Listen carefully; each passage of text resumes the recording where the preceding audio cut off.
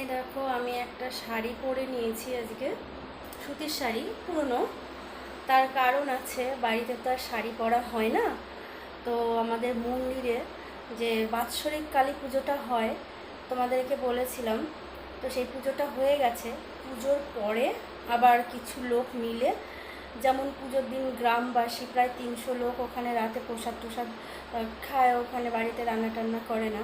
আজকে অতজন না, কিছু জন মিলে আবার আজকে খাওয়া দাওয়া হয়, মানে আজকে না, মানে একদিন খাওয়া দাওয়া হয়, সেটা আজকে। সেই খাওয়া দাওয়াটা আজকে।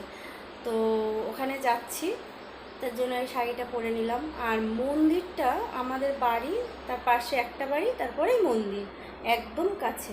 যে কারণে মন্দিরে যাওয়ার জন্য আলাদা করে আর সেরকম রেডি হতে হয় না। চলো মা।